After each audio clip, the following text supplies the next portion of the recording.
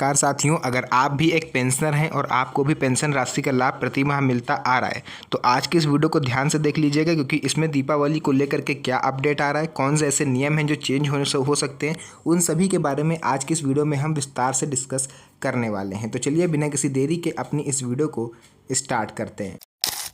सबसे पहले यहाँ पर हम लोग पढ़ेंगे बदलाव की पृष्ठभूमि और उद्देश्य। देखिए, सामाजिक सुरक्षा को मजबूत करने हेतु भारत सरकार ने पेंशन प्रणाली को आधुनिक रूप दिया है। अब पात्र व्यक्तियों को समय पर अधिक सहायता मिल सकेगी और ट्रांसपेरेंसी बरकरार रहेगी।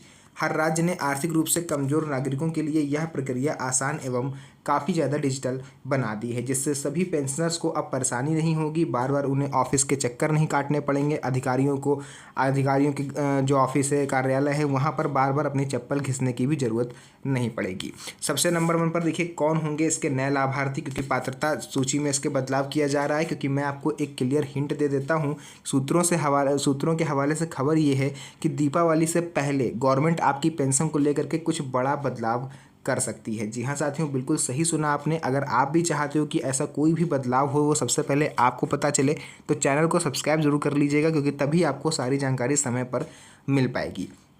पात्रता के नए मापदंड क्या होने वाले हैं? नियमों के अनुसार ऐसे बुजुर्ग जिनकी एज 60 से ज़्यादा हो गई है, विधवा महिलाएं, दिव्यांगजन जिनकी आय राज्य सरकार द्वारा तय सीमा के भीतर है, उन्हें विशेष मासिक सहायता मिलेगी। जरूरी दस्तावेज की लिस्ट में अब आधार लिंक बैंक खाते, आयु, विधवा, विकलांग प्रमाण पत्र, पासपोर्ट साइज फोटो शामिल है। प्रत्येक साल पात्रता की डिजिटल जांच होगी। ये सबसे बड़ा अपडेट निकल के सामने आ रहा है कि अब आपकी पात्रता की जांच जो है वो हर साल डिजिटल रूप से करी जाएगी। यानी कि अभी तक ऐसा होता था कि आपने एक बार आवेदन कर दिया, अब प्रतिमाह पेंशन आनी आपकी शुरू हो गई, आप भी निश्चिंत हो गए, हर महीने आप जाओगे, अंगूठे लगाओगे और पेंशन आपके पास आ जाएगी। लेकिन नया नियम इसमें ये निकल के सामने आ रहा है कि अब हर साल आपकी जो पात्रता है उसकी जांच करी जाएगी और ऐसे लोग जो अपात्र हो गए हैं उनको लिस्ट से बाहर किया जाएगा। पेंशन राशि में होने जा रही है ऐतिहासिक वृद्धि। देखिए, पहले कई राज्यों में पेंशन राशि 1,000 रुपये से 2,000 रुपये तक रहती थी, परंतु अब वृद्ध और विधवा को न्यूनतम 4,000 रुपये प्रतिमाह करने पर विचार हो रहा है। मैंने आपको बोला स्टार्टिंग में ही कि दीपावली तक सरकार सोच रही है कि आपकी पेंशन को मिनिमम 4,000 रुपये तक किया जाए। अभी इस पर समिति बनी है, उस पर विचार किया जा रहा है। जो भी अपडेट होगा मैं आपको आगे बता दूंगा। दिव्यांगों को हालत अनुसार 6,000 रुपये से 10,000 रुपये तक दिए जा सकते हैं, यानी जो गंभीर रूप से दिव्यांग है उनको 10,000 रुपये तक पेंशन मिल सकती है। राशि डायरेक्ट बेनिफिट ट्रांसफ़र से सीधा खाते में आएगी। यह वृद्धि लाखों लोगों के जीवन स्तर को ऊपर उठाने का काम करेगी।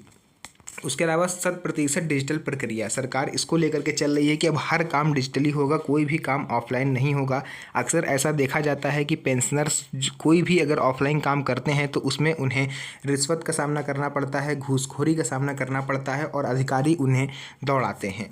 आवेदन से लेकर भुगतान तक अब सब कुछ डिजिटल।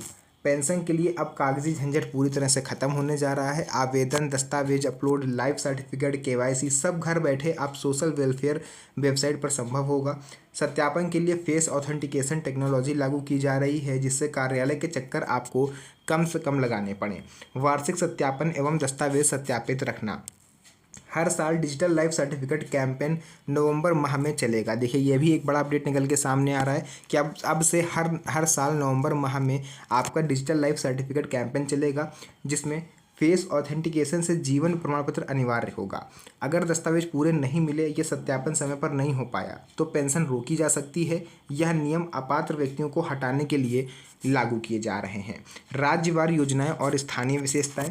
पेंशन राशि और प्रक्रिया अब राज्य अलग अलग हो सकती है, जैसे कि राजस्थान, यूपी, महाराष्ट्र, हरियाणा, तमिलनाडु जैसे कई राज्यों में ये बदलाव सामने आ रहे हैं।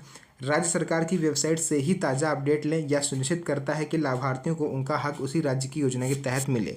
अगर आप अपनी पात्रता को लेकर के श्योर नहीं हैं तो आप अपने राज्य की ऑफिशियल वेबसाइट से इस बारे में पूरी जानकारी प्राप्त कर सकते हैं। बकाया राशि की प्रक्रिया और कोर्ट का आदेश।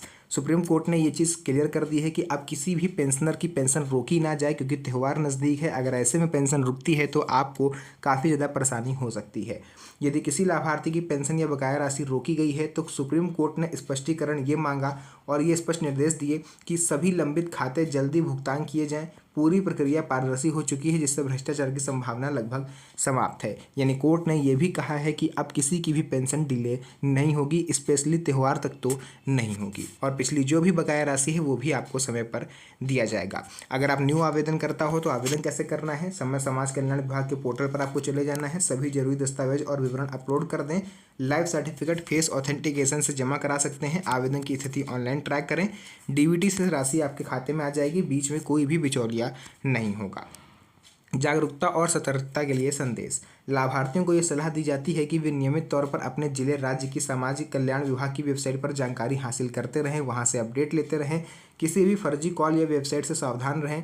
अपडेट पाने के लिए डिजिटल मीडिया या सरकारी पोर्टल पर ही भरोसा करें। चाहें तो आप मेरे चैनल को भी सब्सक्राइब कर सकते हैं, क्योंकि यहाँ पर भी आपको सबसे पहले किसी भी न्यूज़ की जानकारी दी जाती है। कोई भी सरकार की योजना है, पेंशन रिलेटेड, रेलवे से रिलेटेड, बैंकिंग रिलेटेड, वो आपको सबसे पहले मेरे चैनल पर मिलती है। तो जो भी चीज़ें थी मैंने पूरा क्लियर बता दिया है। वीडियो पसंद आई हो तो वीडियो को लाइक करके चैनल को सब्सक्राइब जरूर कर लीजिएगा, क्योंकि ऐसी वीडियोस आपको यहाँ पर मिलती रहती है। तो मिलेंगे आप सभी से नेक्स्ट वीडियो में एक और अच्छी इंटरेस्टिंग मज़ेदार वीडियो के साथ। तब तक के लिए धन्यवाद।